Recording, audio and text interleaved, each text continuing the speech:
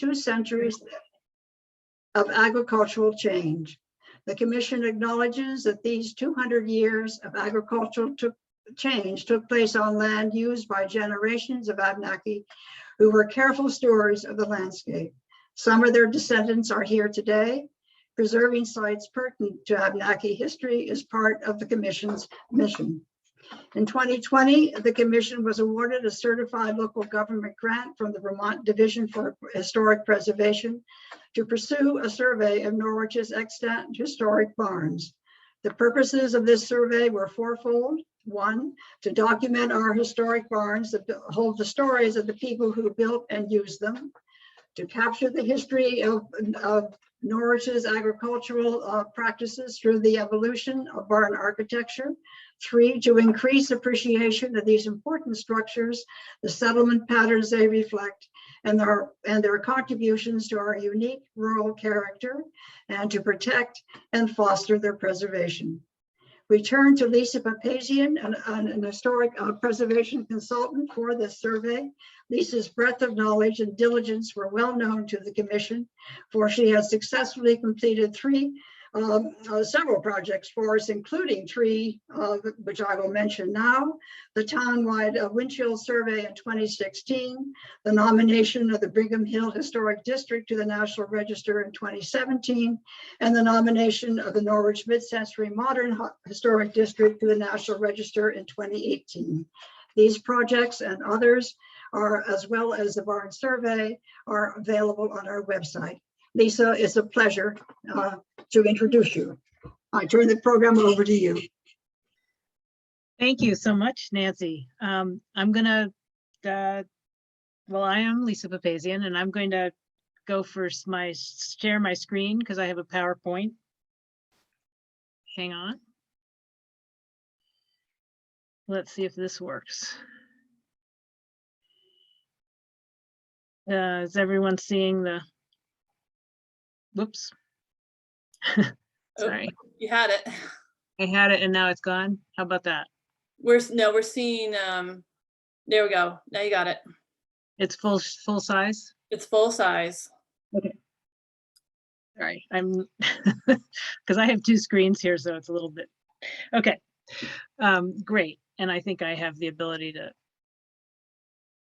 do this too. There, okay. So, historic barns of Norwich, 2 centuries of agricultural change. So, I'm Lisa Papazian. I will, nope, that didn't work, hang on. There we go. So this talk does come out of the barn survey I did in 2021, as Nancy said. She already went over all of this, actually, most of it. So I did want to just mention that the project included, it was focused on field survey and research. We looked at over 100 barns, actually closer to 200, which was a surprise to find. We didn't expect to find that many. But of course, the project had to focus intensively on survey forms for 18 barns. So that's what we ended up doing. And these were sort of represented different eras, different types of barns, levels of integrity and change, and especially those which were accessible for on-site visits to get to interior survey as well. There was also a written report that I think there's a link to, Nancy mentioned, that provided historic context for agriculture and barn architecture. And then finally, it included working with the volunteers from the Historic Preservation Commission to conduct more surveys in the village and even elsewhere. Why preserve old barns? Well, I want to start with this quotation from Eric Sloan, who is an artist and historian whose many books captured the details of our rural history. There is no past that we can bring back by the longing for it. There's only an eternally new now that builds and creates itself out of elements of the past. Now, what is important to me in preservation is not simply nostalgia or reverence for the past. It's the continuity of bringing objects from the past into the future by using and appreciating them, making them a vital part of our lives. If they're still here and still readable, Old barns connect us to the lives and livelihoods of the past while existing in a new context. The background for this project includes a 2009 barn survey done by UVM students in Norwich, a 2016 windshield survey that identified some agricultural resources, a 2016 Norwich Historical Society exhibit called Cycles of Change, which highlighted agriculture and 8 farms in Norwich, and then 4 recent National Register nominations done in town that document 2 agricultural districts, the Brigham Hill Historic District and the Goodrich Four Corners Historic District, as well as 2 18th century farms, Meeting House Farm and Maple Hill Farm. With all of this, clearly Norwich cares about its history and its barn, and also with the number of people on this call, I think demonstrates that. Why are old barns still here? Barns in the agricultural landscape tell a story of why this place looks the way it does and connects us to the people who shaped it. It's remarkable how agrarian and open the Norwich landscape still is, considering the agricultural changes and the loss of farming activity in the 20th century. The present landscape is powerful. It can be why people stay here in Norwich, why they move here, and why they cherish the place they live.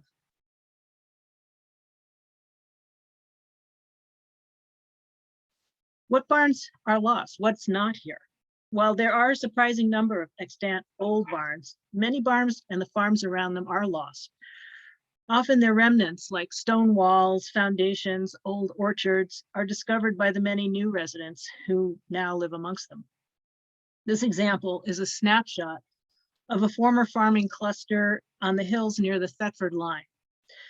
The current roads there in the area are Bradley Hill Road, Petrel Road, Kerwin Hill Road. The bottom left 2 maps from 1856 and 1869 show the area in the pink oval has 17 farms in the circled area and roads that connect both east and west to other farming clusters like New Boston to the west and Meeting House Hill on the east. But by the 1840 map, the one on the right, which shows houses in Norwich, most of those farms are gone. Many of the roads have become merely trails. Today, in the same area, there are about 16 houses, actually probably more since when I looked last, in this very area. And the roads have been improved and are starting to be rebuilt. One of the early farms that survived for quite a while was the Bicknell farm, shown up on the top there in a historic view in the winter, gathering wood. The barns in the far right of that picture are the ones on the right. And that barn picture was taken in 2015 or when I was doing the survey, and it's now gone. In fact, there are 2 new houses in the field right behind it.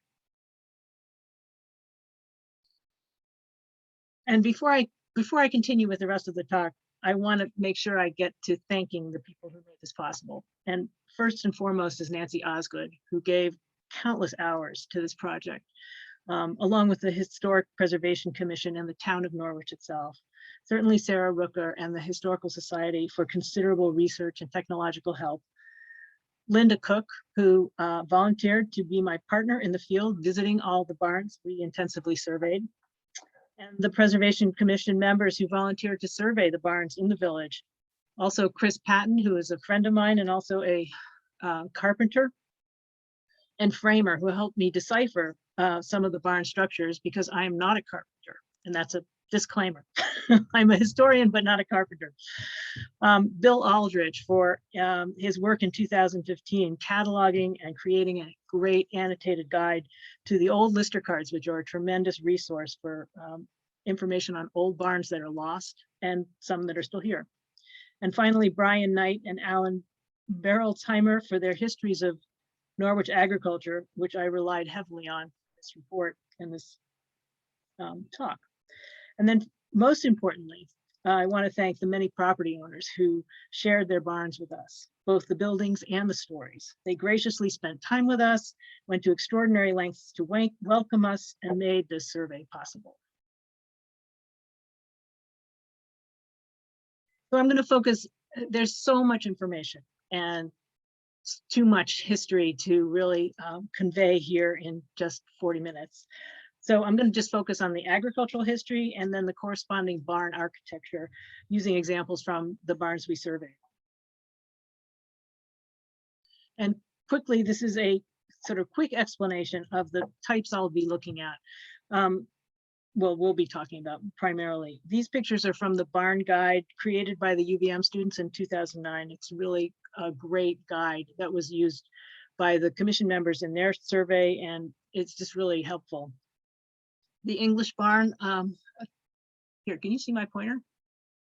Yeah, okay, hopefully, yeah. The English barn is basically the early form of barn that we look at, and it's an eaves front barn with a, here's the eave, with a gable roof, usually 3 bays and with a center entry, 1, 2, 3, and it was often 30 feet by 40. The Yankee barn next, and I will say that that is not the terminology used universally, but here in Vermont we seem to call it Yankee barn. It's a gable front barn, here's the gable, and it's entered from the gable side, again, usually with a centered door.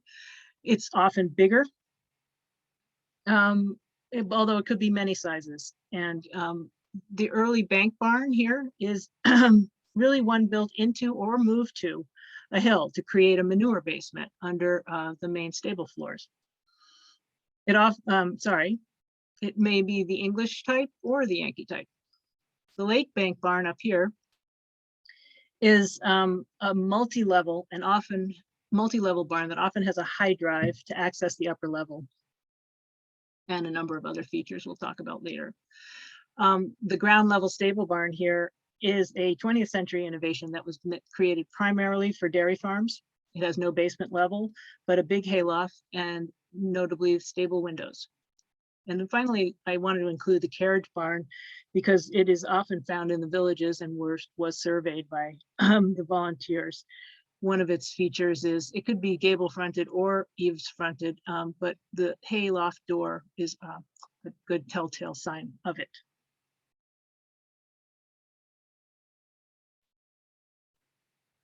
I wanted to begin by my feeling is that barns are tools first and buildings second.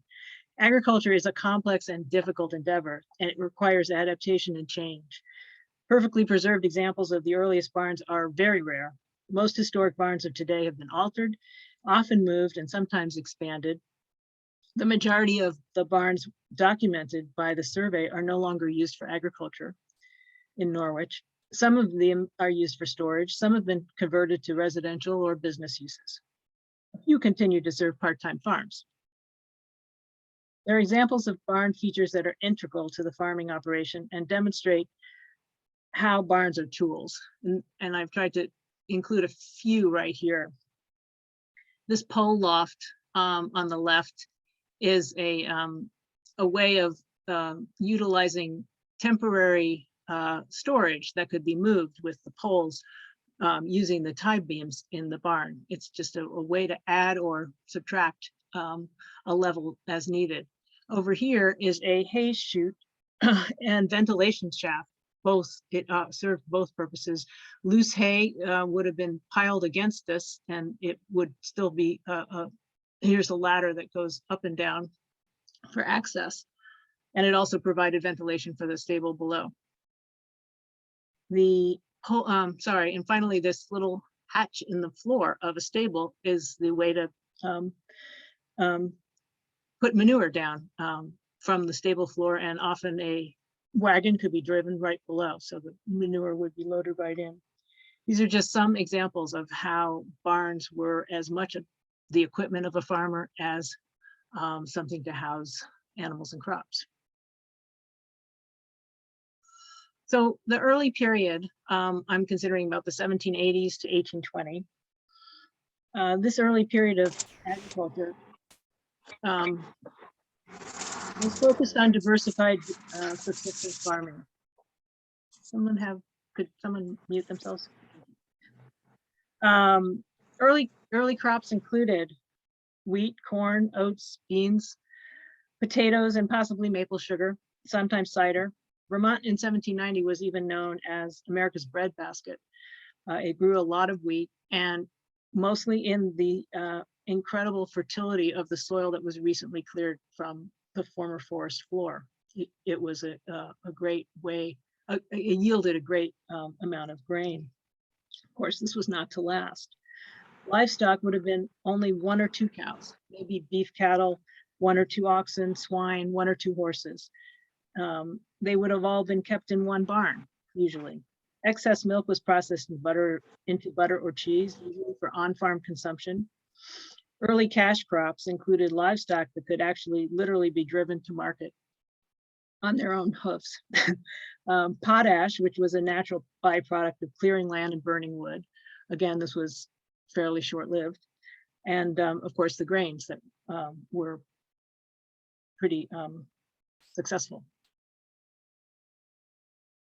I also add another quotation from Eric Sloan, just because to remind us that the earliest barns were essential to the well-being and survival of the families that used them. If they weren't able to protect their crops and their animals through the winter, they weren't going to be able to eat. So the early barn architecture for this period is primarily the English barn. I described it briefly before. Most of the activities like housing the various animals, storing the grain, processing the grain, and other staples were all accommodated within 1 building. And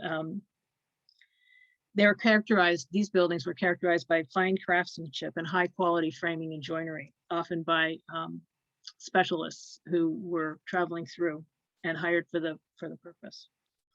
Now, character defining features are early timber framing, which is demonstrated here by the flared gunstock post. The 3-bay arrangement of the eaves fronted barn. This is the center bay. It wasn't necessarily symmetrical. here's the center bay, although this English barn was added onto. So one side would have been for hay storage. The center would have been for a threshing floor and a wagon floor, and the threshing of grain was enabled or was helped by having a door on the other side of the barn, on the back, which allowed air to flow through and help with the threshing. And then also a wagon could drive all the way through. On the other side, often the smaller side, were animal pens, small rooms for tools and grain storage, and sometimes there was hay stored on top of the low ceilings for those. Oops, sorry. Some of the framing details for these early barns are pretty interesting. Gunstock posts, as I mentioned, this is a flared post called otherwise known as a gunstock post. And this is what's known as an English tying joint, which is illustrated here. And it was a way of having, basically, it's also known as a 2-tenon joint, because it had to connect so many different structural members: the plate, the top plate, the tying beam, the rafter, and the post. So there were multiple connections here. And it's a trademark of the earlier barn frames, sorry. There were different types of roofs, purlin versus rafter roofs. This is an example of a rafter roof where the rafters, these members here, are simply connected to each other, but there's no ridgepole. Purlins are horizontal members and I just a note here that it is often said that Eastern Vermont was primarily early barns were purlin roofs. I haven't found that to be the case in Norwich or in the Connecticut River Valley where I live as well. They seem to be primarily rafter roofs that I'm seeing. This is an example from an early barn in Norwich of a kind of odd hybrid. These are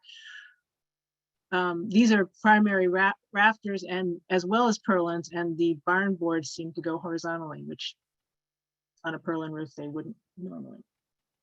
Finally, there's the scribe rule versus the square rule. And I don't know if you can see this little mark here, kind of like a sword. It would have been matched to this little mark here, which is the same. It's hard to see. And what it meant was that an early form of timber frame was each member was specifically uniquely created to match a connecting piece like this brace. So each piece was unique, and they had to go into the each joint was unique, and they had to be assembled in that way specifically. So these were clues to the carpenters putting up the frame, which pieces went with which. The system's a little cryptic, but I think it made sense to 18th and 19th century joiners. The later system, which was the square rule, involved interchangeable pieces of specific that were, excuse me, cut to specific lengths. And then if adjustments had to be made, they were made during the erection of the barn. So by the carpenters in the field, often by notching just to make sure something fit. But otherwise it was a much simpler way to produce the frame members to begin with. Oops. So moving on to the next period, early to mid 19th century period, 1820 to about 1850. This period was one typified by commodity wool, sheep farming, farm consolidation, tenant farming, Western migration, the opening of the Champlain Canal in 1823 and the Erie Canal in 1825 created new trade routes that gave Western lands that were beginning to be explored and settled access to coastal markets. And staples like grain produced in areas west of Vermont that were easier to farm and that were more productive because the early fertility I talked about had started to wane by this period because the soils were used up, those early first virgin soils. So grain produced in the West could compete with and undersell Vermont farmers at this point. So there was actually a large migration of farmers from Vermont who went west, especially those from the hills who had a hard time with dwindling soil productivity, moving west to seek better fortunes and easier farming.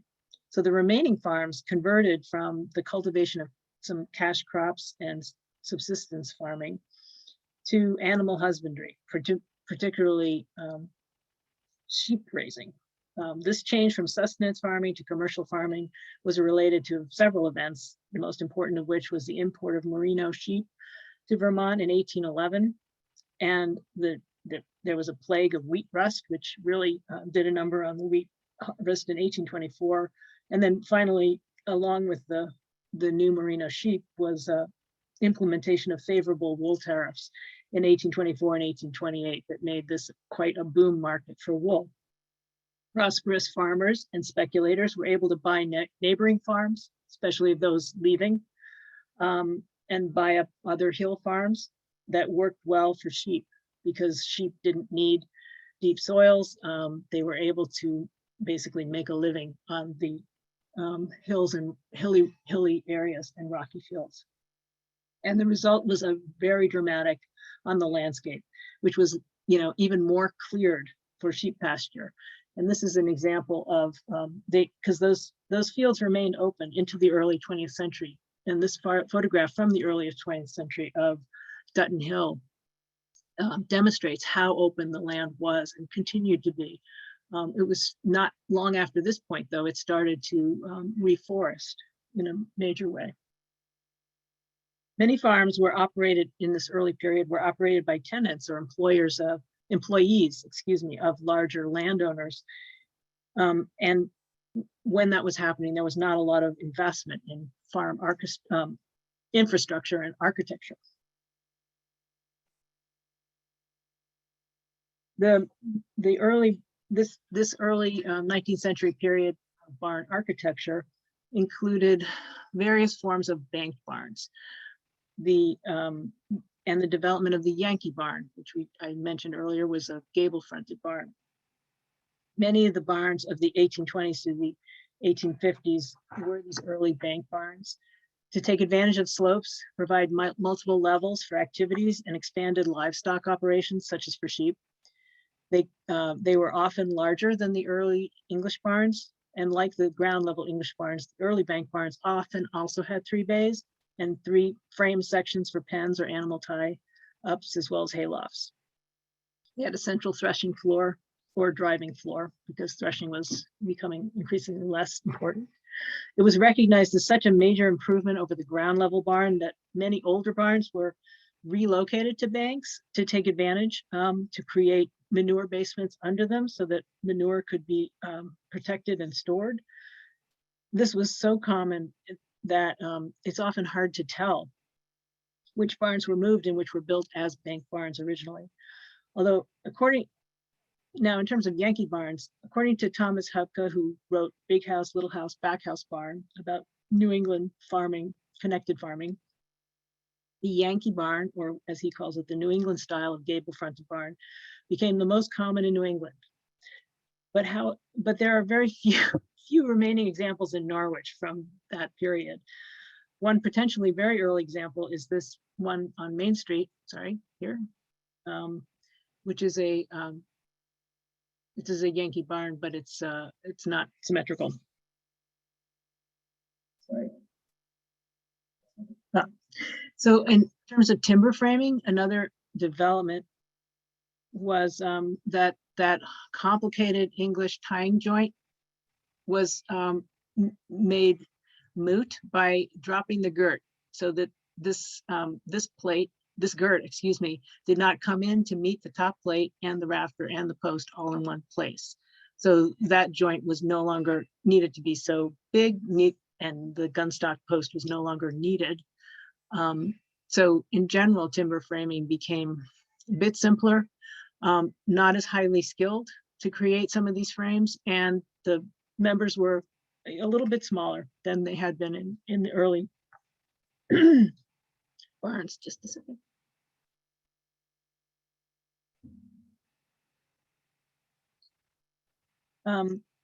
Yeah, this is an example from Norfolk Lake Road of the drop girt. Another thing to note, although this was also true of some of the earlier barns, was the siding on barns was vertical barn board, typically early on, and often they were put on, the lumber was put on green and it shrank as it dried, and this was done purposefully so that there was gaps that allowed light and air to ventilate the barn for the health of the animals and provide light for the farmer.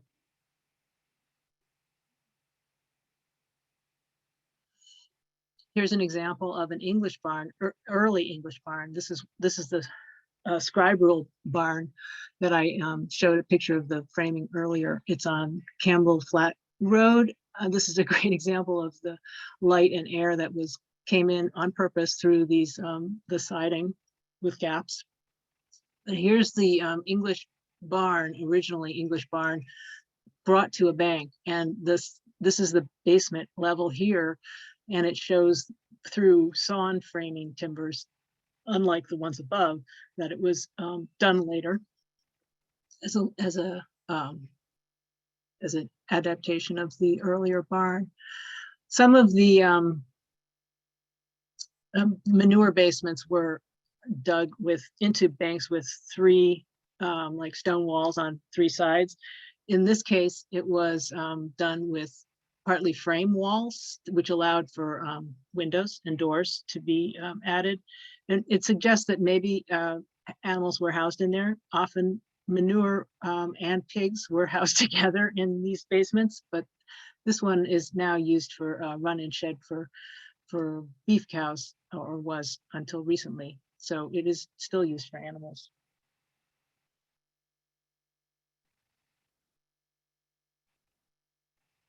Now on the Yankee barn, again, as I said, there are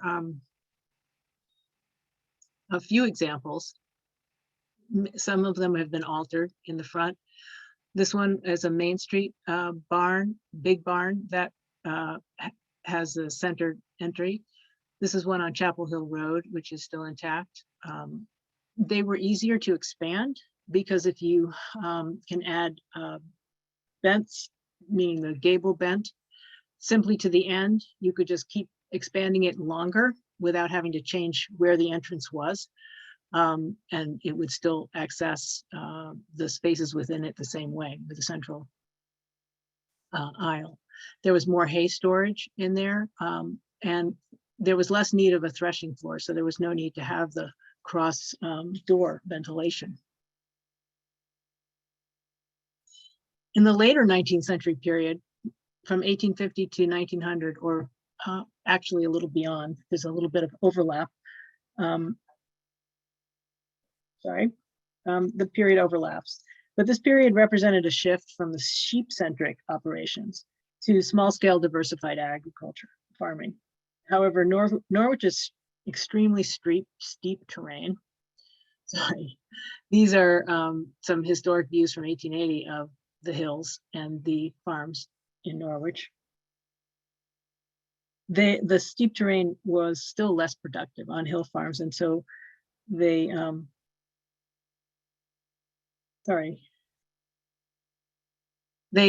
were, many of these were abandoned, and but those that stayed in farming retained their sheep. They were often stayed in sheep farming because it was such a good way of using these hills and fields.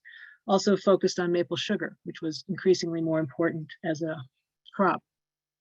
Other things were transitioning from sheep raising and wool to stock breeding, because Vermont had perfected the merino sheep, and there was demand for these animals in the West, which was still doing major sheep farming. So Vermont was exporting animals to the West, not just sheep, but also other animals like cattle and poultry and hogs. And the beginning of early dairy came in at the end of the 19th century, especially aided by the refrigerated rail car towards the end, and the local creamery in 1880.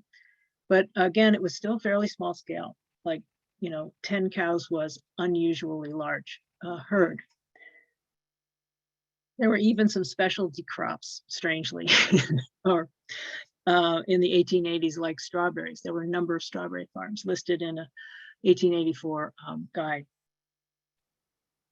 Gazetteer, excuse me.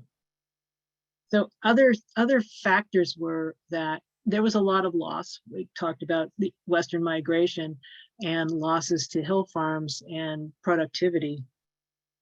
There was a challenge to make living farming in Vermont. And so there was this led to organizations like the Grange and breed associations to form that were efforts to stem the losses and to provide farmers with new and scientific information on how to farm most effectively. And there were farming publications of the time also provided advice and new ideas.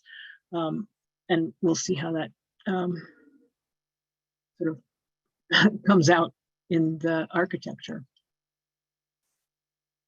The later 19th century barn architecture was a time of the late bank barn, which was a new development towards the end of the 19th century, but also a time of consolidation and expansion, ways of trying to figure out how to get the most out of what you had, especially if you had, for example, a farmstead of many little buildings.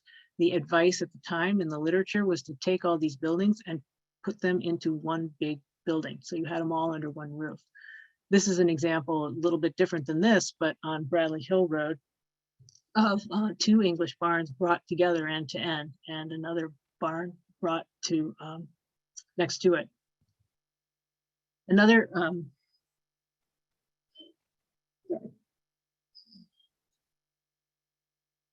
expansion of commodity crops grown led to changes in these barns, and they were adapted to suit, and this is how they were often adapted. So relocated, expanded, they became adapted to bank, more of them became adapted to be bank barns. There were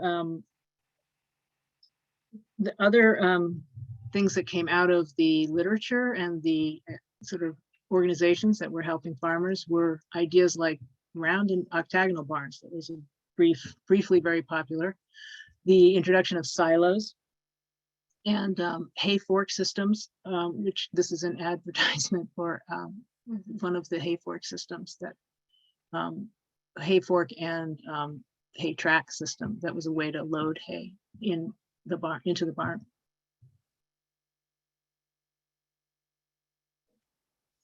This is an example of farm consolidation. This is the Dutton Metcalf farm, in which several barns were brought together to form a large barnyard, and some were extended, some revamped for new uses like dairy. Some of these were moved here from another, after another main barn had burned across the road. So there was an early English barn here that was extended down across out to the bank with an extra bay, and then also had another barn built onto it in the later 19th century. And then it was again connected to another early English barn that were all created in this, turned into this protected barnyard system that could walk from one to the other.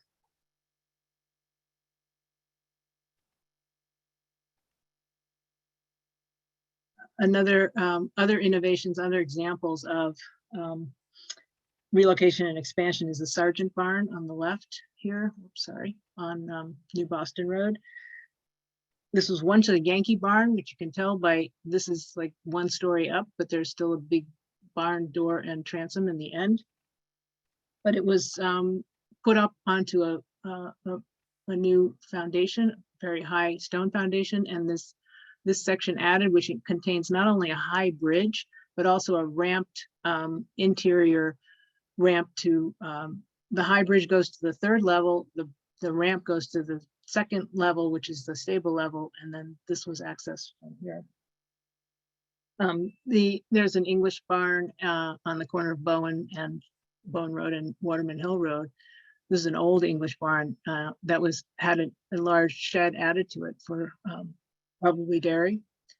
That was a way of expanding an smaller old barn. And again, this was an English barn that was brought to a bank, like we talked about. And you can tell in this case because there's a change in the barn siding.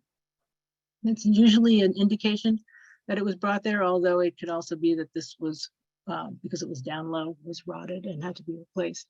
Another innovation in the late 19th century is that the early double leaf doors on an English barn, for example, were transitioned to or replaced by sliding doors, which were more efficient from a number of perspectives, and were able to utilize this kinds of hardware that were being developed in the late 19th century. Lisa, you asked for a 35-minute warning, so there you are. Okay, well, I'm in trouble. Okay. So the later 19th century also had the late bank barn. So I'm going to go through, there's some, it has multiple levels, dramatic high drives, often a cupola. It's one of the most visually striking barns in the landscape, and there are several in Norwich. I'm going to quickly look at a few examples and probably skip some of the details, but just to get through them. I just had to include them though.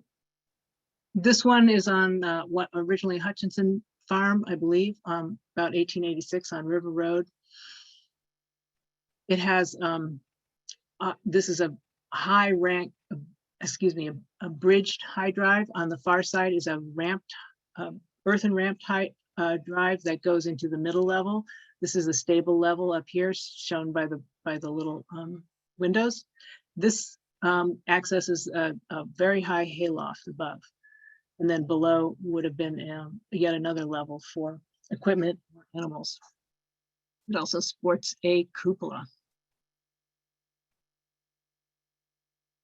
This is an example from 1902. It's the Bragg Farm. Also has an earthen ramp to one level and a bridged ramp to another, along with a lowest level here.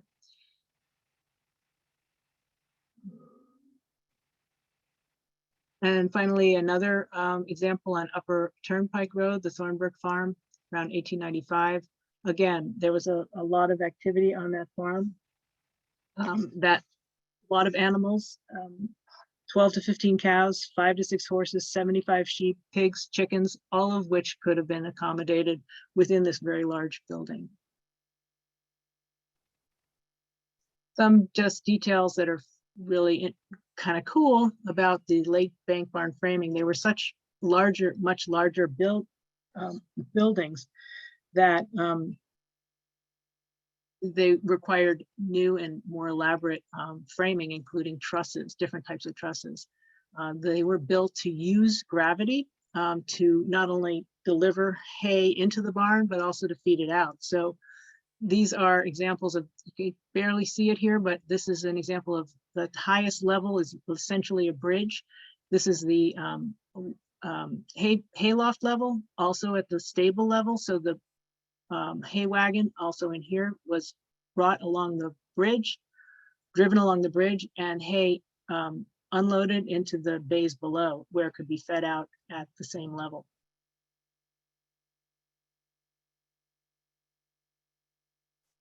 Finally, in the end of the 19th century was the development of the silo, which was a way of storing and easily feeding out preserved fodder, which was increasingly important as dairying became more important. It didn't really catch on until the 20th century when dairying was much more of a focus. There are, these are all examples of wood stave silos. I would point out that none of these are in existence anymore. And in fact, there are only a couple of silos left in Norwich.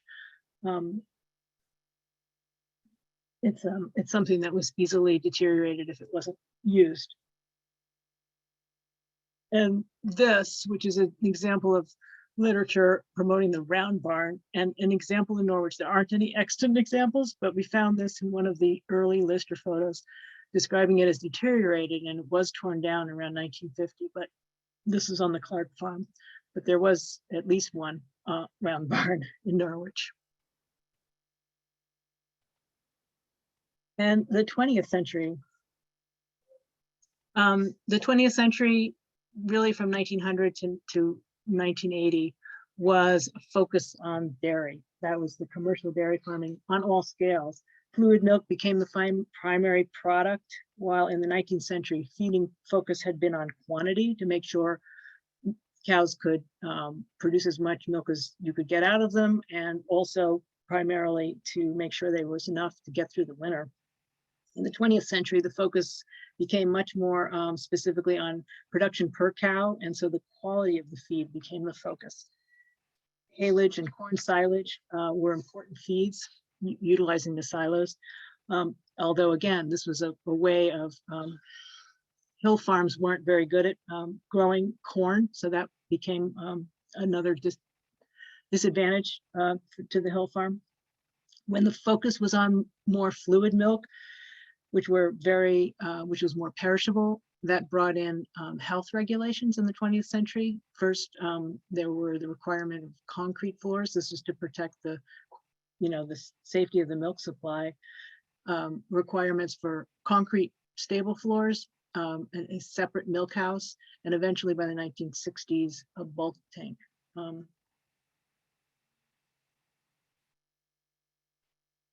By the 1980s, many dairy farms were, once these health regulations came, dairy farms would fall off by not being able to accommodate the new changes. Some, however, did stick with it right into the, after the 1960s.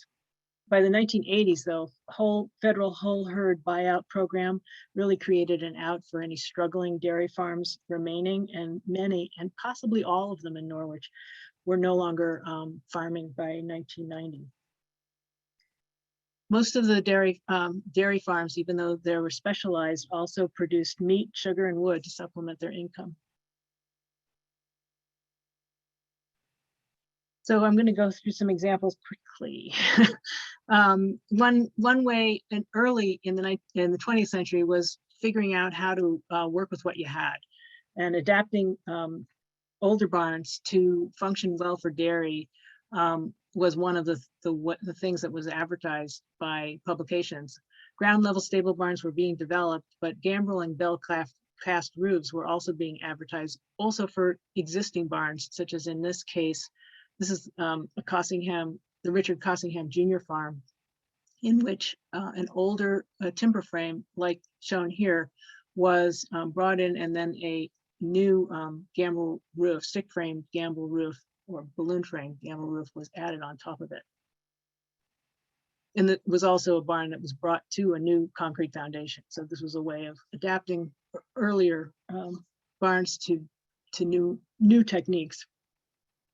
Again, the balloon framing, which is the use of small dimensional lumber, lots of small pieces to create the structure, as opposed to bigger, heavier, more complicated joinery. Tighter siding also was something that was brought in to, so no longer was air and light going through the side of the barn, but that meant that there was need for ventilation, so that often created a need for rooftop ventilators. This is an example of a really interesting example of the George Cossingham farm, brother to Richard, just down the hill from it. In 1929, this very large barn complex, basically cruciform in shape, was created out of many older barns and pieces of barns, some of which were salvaged apparently from Dartmouth College campus. These pieces were put together with a new gambrel roof. There was a high drive on one side and a elaborate concrete stable floor underneath it all. Some of the earlier pieces were a new gambrel roof was added on top, and many innovations were added. This is a farm like this gutter cleaner, like the gutter cleaner here, sorry. This was the feed, the manger side of the stanchions, and this is the center aisle. This is a farm that, despite being a hill farm, was very prosperous and was able to added multiple milk houses like this one in order to accommodate the new health regulations through the bulk tank.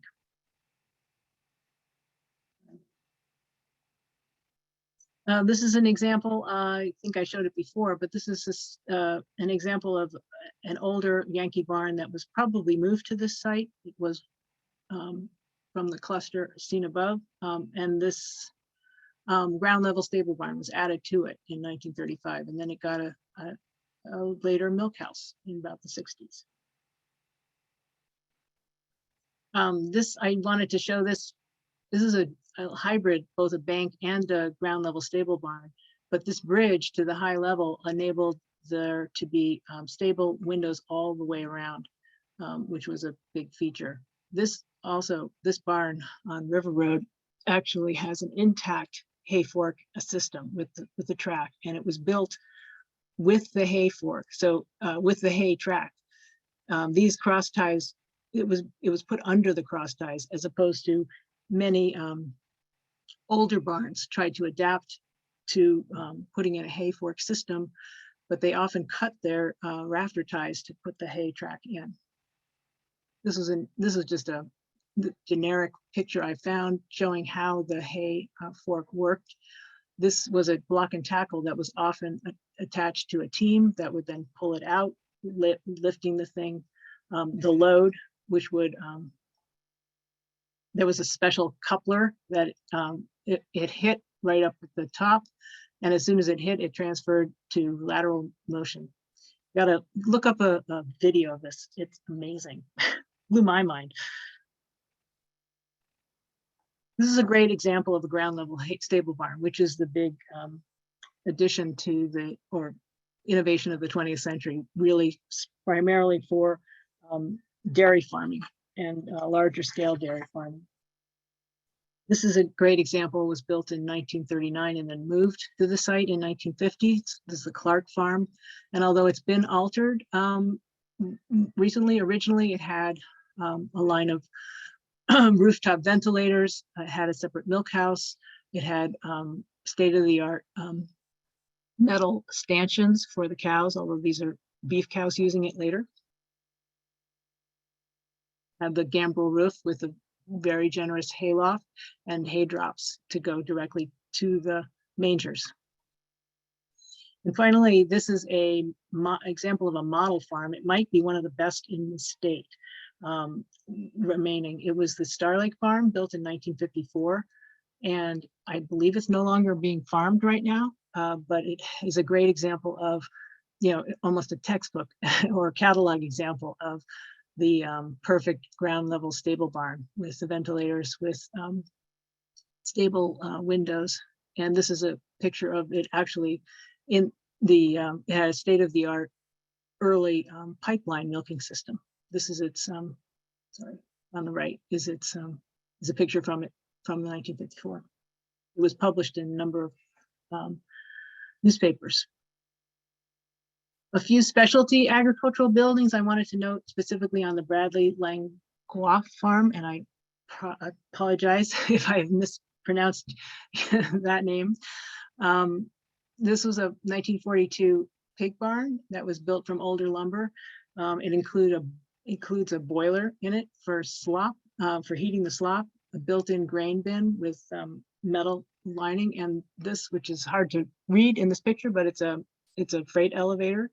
It also had equipment bays. Also on the same farm is a field hay barn that was way out in the field, and actually, so you could put the hay directly in it once you cut it. It was, or feed it out, as it were. It was also built from reused lumber from older barns. And this is a modern barn on the farm that now houses, it's a freestall pole barn, which is a new type of barn, which houses the current beef operation. Other specialty ag buildings that you might find that I wanted to just briefly show. Corn crib from a sheep shed or possibly wagon shed, 19th century barn.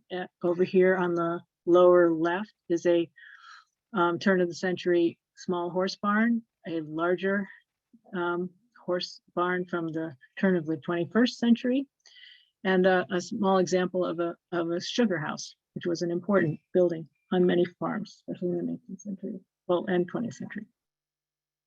Finally, this is a great picture of Glenn Parker, who was a butcher and had a slaughterhouse, which is a picture of his slaughterhouse. And here's a picture of him with his barn and his team.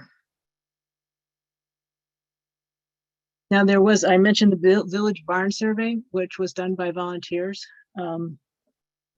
34 properties were surveyed by 5 volunteers. About 22 barns were originally barns. About 8 were originally carriage barns, and then there were a few other types. Here's an example of a original barn with a sheep shed, and it also has great interior horse stalls. The other examples, I'm going to go through these really quickly. Here's a barn, carriage shed, and smokehouse. Originally a carriage barn, garage, a barn, a carriage barn with the little hay door above, a barn workshop, another former barn, a 3-bay carriage barn with the hay above. And then finally, well, we might end soon. I think I talked about how to date barns, and I've already covered some of these things. I just might mention quickly, there are evidence in some barns of where the former large doors were that might give a clue to what type of barn they were originally. Sometimes you might find early hardware like this strap hinge. Again, the framing to look at is a way of telling how old a barn might be. Also, barns that reused older barn parts. Here's a piece with empty mortise pockets. It's a sign that that piece was taken from an older barn.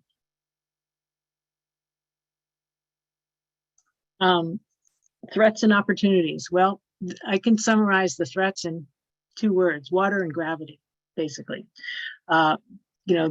This is a dramatic example of water attacking a barn, but I really mean mostly through the roof and drainage around the perimeter.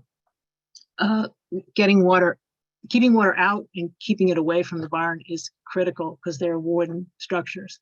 Gravity, when water gets in and there's rot in the structural members, a snow load can take it right down, like it did with this structure here. Fire is often been a big threat to barns. We've heard of many that have replaced barns lost to fire. And then ultimately functional obsolescence, having no economic role, is a big threat to barns today. But there are many opportunities. There's restoration, like this barn, which is this barn, was restored by the owner. Adaptive reuse is an important tool that should be looked at. There's some great examples in Norwich. This actual piece of this barn is now this barn, which is preserved on one side, but also has a residential unit on the other. This is a current farm, which is now largely greenhouses, but the older barn was adapted to contain a cold storage unit, which is needed for this type of operation. So that is, I'm not going to keep moving because we need to wrap it up. And, you know, there is further work that I've recommended. Keep documenting these barns. There are plenty we didn't get to intensively survey. Can correlate archival documents like the wonderful Ella's Diaries project to the farms themselves will yield a lot more information. And highlighting interior architectural features agricultural features that might be hidden from the outside, like the interior of this one barn on Chapel Hill and the horse stalls I showed earlier. That's it. I'm gonna let you go now. I'm sorry it took so long. Congratulations. All right. Thank you. You're welcome. I'm gonna stop sharing. Okay. And Lisa needs to say, I want to chime in and say, wow, you certainly shared an enormous amount of information. And I have to confess, I personally am so pleased that it's being recorded, or your talk was, because I want to go back and revisit all that you showed and explained. So thank you. Sarah, what do you think? Should I sort of say my concluding remarks and then let people stay who would like to ask some questions and do it that way? Does that make sense? Yes, please. All right. Well, anyway, needless to say, I want to tell you about the next program. So please join us on Thursday, March 31st at 6:30 for a panel discussion on restoration, preservation, sensitive adaptive reuses, and possible funding sources for historic buildings, and most particularly for Norwich's historic barns. Phil Zay, the Commission's Vice Chair, will lead the discussion. Alex Tolstoy from the Preservation Trust of Vermont and Caitlin Corkins from the Vermont Agency for Commerce and Community Development will be his guest. Again, I wish to thank you, Lisa, for presenting a splendid program, Sarah for her great help this evening, the Historical Society for their kindness and generosity, the many barn owners, careful stewards of their properties who welcomed us and let us explore and document their barns, and all of you for joining us this evening. So we look forward to welcoming you in just 2 weeks. And for those who need to go, we surely understand, but I know that Lisa and Sarah and I will be around, and Lisa will be very happy to answer questions. So thank you, everyone. Thanks, everybody. I think if you have questions, you can either put them in the chat and I can relay them to Lisa, or you could raise your hand and we could call you. As the numbers go down, then you can just unmute. But if you have questions, please feel free to put them in the chat. As the evening went on, you'll note that I did put a number of links in the chat to the UVM Barn Guide, to Lisa's report, to the Cycles of Change exhibit, which has a video about Norwich's barns, which is quite wonderful, and to Tom Hupka's book, Big House, Little House, Back House Barn, which I confess I worked on when I was right out of college. So it's kind of fun to hear you talk about that one. So Deborah Jacobs asks, how were barns moved, Lisa? Well, it was certainly easier back before there were any power lines around, but because they were especially heavy timber frame barns, they could be, the frames were pretty solid, and so they could actually be jacked up, and many of them were actually jacked up. So new basements could be put on, or they could be dragged to literally dragged by oxen, for example, or they were disassembled, as happened in so many cases. They were disassembled and reassembled. That happened often. It still happens, actually. Thank you. It was making me think about the Norwich Congregational Church. That was another big, massive building that was moved in Norwich across the green. And I always wondered about that, but I imagine that one was dragged by oxen, not taken apart and put back together. Even easier if it's there's snow on the ground. That is true. That would make sense. I'm not seeing lots of questions here. Oh, here are some people who have a question. So, Mr. Porter, do you want to unmute and ask your question? Okay, I'm John Porter. I'm actually a New Hampshire person. I grew up in Lebanon, but now I live in Boscawen, New Hampshire, near Concord. And I wrote the New Hampshire handbook on preserving old barns. So I just thought I was really enjoyed hearing Lisa's talk, because I'm supported by the New Hampshire Humanities Council and give a similar talk around the state of New Hampshire. And I was just so pleased to just hear another person's approach, and really enjoyed how you branched out into the other structures and farm structures. So, my book was Preserving Old Barns, and that came out in 2019. So I really enjoyed it, Lisa. It's good to discover another fellow barn person. And where can we get your book? Books available from Amazon. And then we actually have our own little website.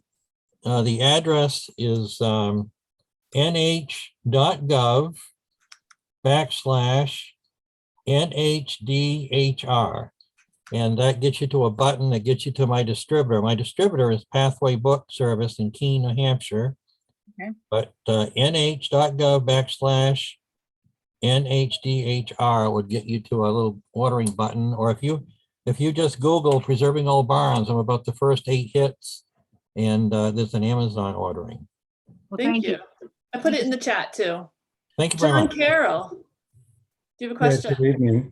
Thank you for this presentation.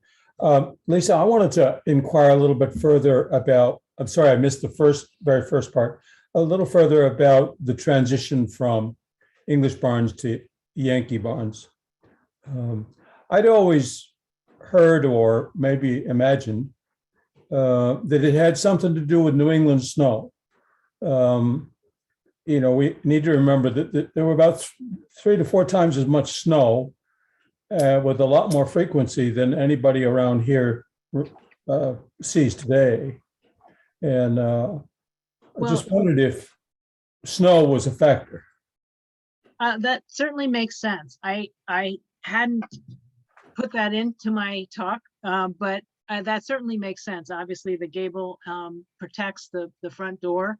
I wish my barn was a gable roof barn, but the truth is eaves fronted barns, or English barns, continued to be built throughout the 19th century. So that was one factor. I imagine the other factor, as I did mention, was the ability to expand a barn. When you have an English barn, which is side by side vents with a central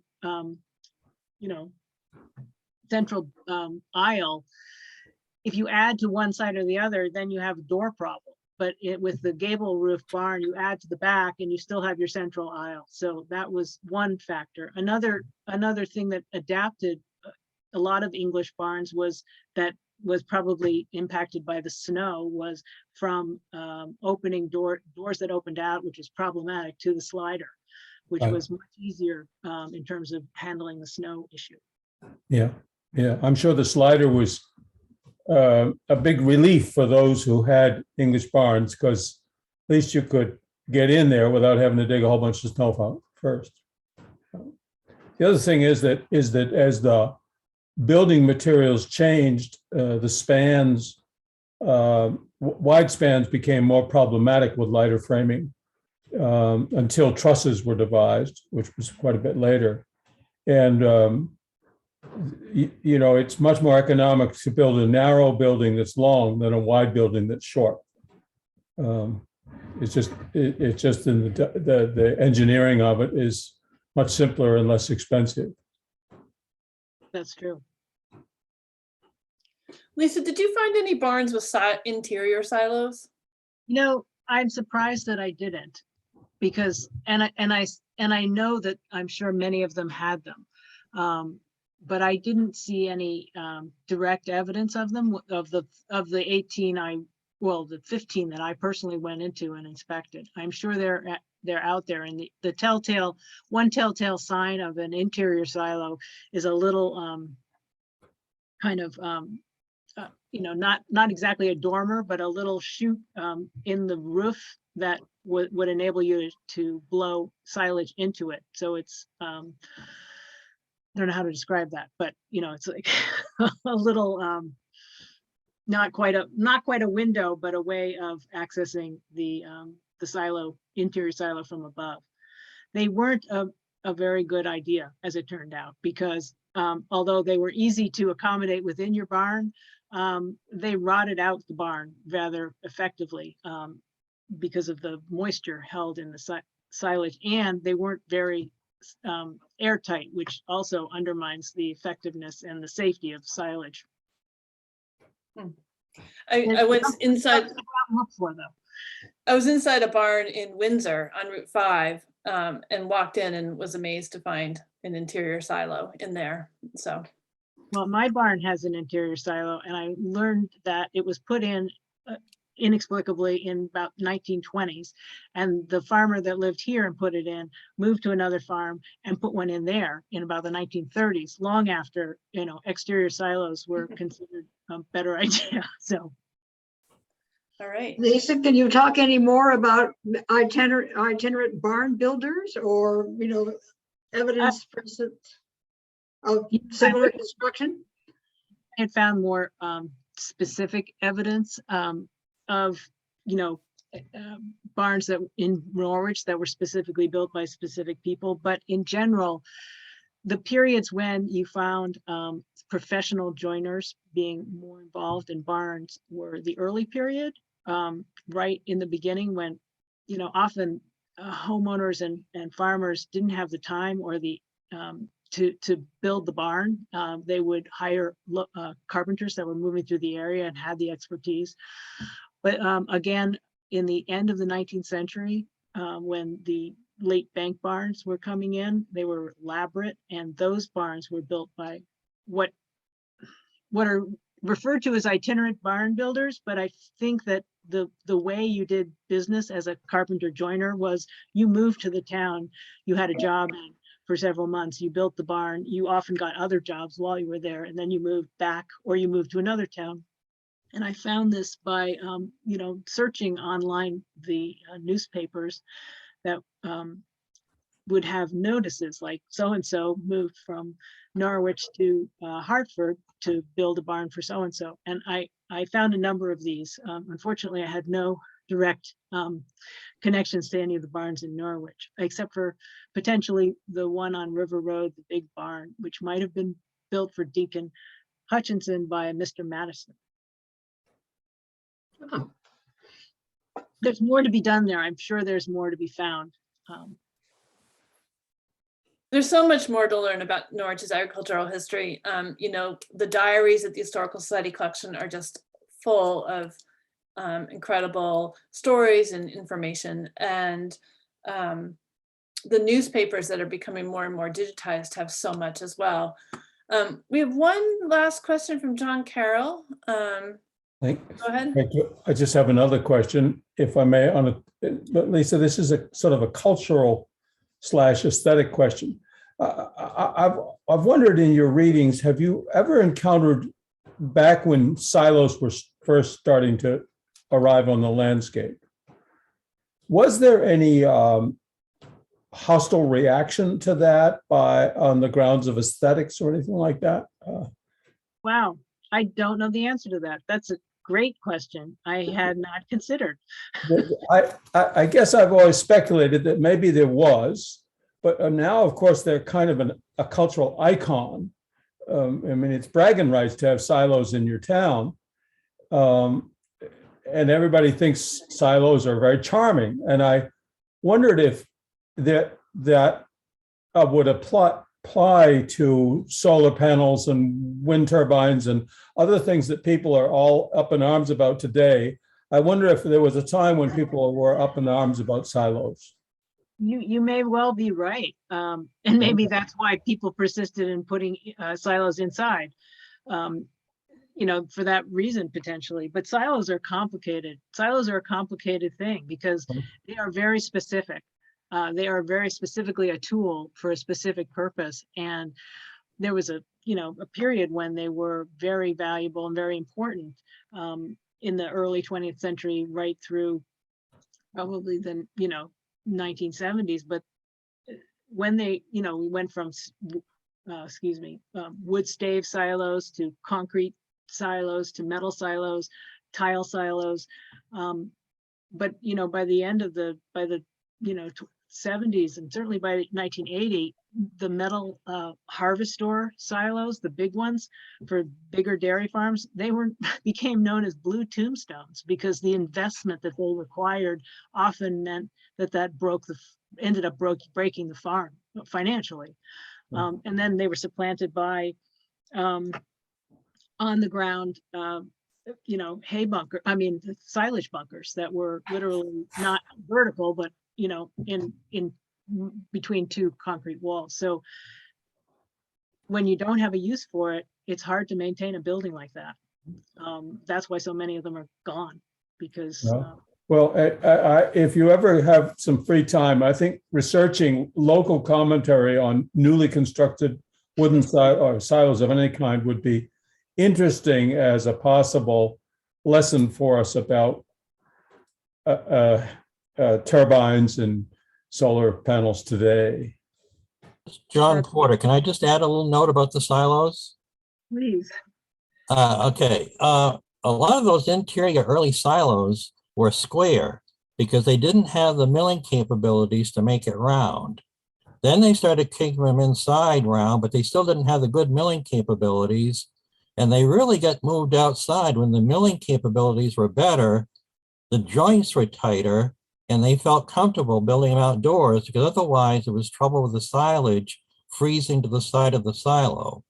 So as the milling got better and the technology was better, they started then building a little linked feed room and then have an exterior wood silo. And as she said, then they moved to, concrete stave, tile, and so forth. But the freezing was a real issue, I think, at the beginning, and especially with a square silo, the corners would freeze. So they kept them inside for warmth. Thank you, John. And there's a comment in the chat about how wonderful your book is. So thank you for chiming in. All right, so Lisa, we've got two other questions here. Were community barn raisings popular? And then the other one is about research around stone walls. So barn raisings? Well, they were not only popular, but necessary ways of erecting a barn and not just barn raisings, but a lot of the work on farms that were 19th century farms that were done by hand was so difficult to really get it all done that they became neighborhood efforts. So, everyone would go to so-and-so's farm and, hand mow the hay, and then they'd move to the next guy's farm. And it was like that. So it was cooperative. Barn raisings were much the same way. And I think they were, from what I understand, what I've read, very festive events. The host farm was definitely going to put on a big feed to thank all the participants, but it would take, and again, this is another difference between the Yankee barn and the English style barn in terms of how the bents were shaped and how they went up. But increasingly they could be put up with fewer people, and certainly with the advent of horse-drawn and then later tractors, the necessity for a big party to erect a barn became less and less. Thank you. We have one wonderful photo in our collection of a husking bee, and just showing, that community work. And of course, the diaries are full of that as well. And then stone walls. I know that there's quite a bit of work in New Hampshire going on around LIDAR, surveying of stone walls. And I don't know how much of that's going on in Vermont. We have a new board member at the Historical Society who's very interested in starting to do some of that work here in Norwich. So we'll see. That might be a project that starts up in the next year or two. That'd Do you be have any great. comments on stone walls? No, other than I don't know much about researching them, other than the amazing coming across them in the middle of the woods really gives you a sense of what the landscape once looked like, especially when you're high up. And it tells you that was a pasture or a field edge that was worked, and it was clear. You could see around you as opposed to the surrounded by woods, and it really is. Yeah, and some of them are in remarkable structures. Often we see them tumble down, but when you see one actually first built, they're really quite intense. So yeah, I don't really have a lot of information, but I love thinking about them. I think it's perfect to end on that note, because I think that all of us, as we hike in our woods and see these stone walls and these foundations, just remember, what an incredible agricultural tradition there was all over our community. And we're so happy to still have these barns today dotting our landscape. And thank you to all the barn owners out there who are the custodians of a tradition in our community and a real piece of our landscape. So Lisa, Well, I have to very much. add that. Nancy? Thank you to you, Lisa, again. Thank you so much. And you have given Sarah what you shared about the Historical Society projects. I mean, we all have lots of good research to do and much work ahead. And I thank you, all of the barn owners, I agree, and everyone else who's participated. It's been a wonderful evening. So thank you, thank you, thank you. Thank you, all. and good night, everybody. Good night. Good night.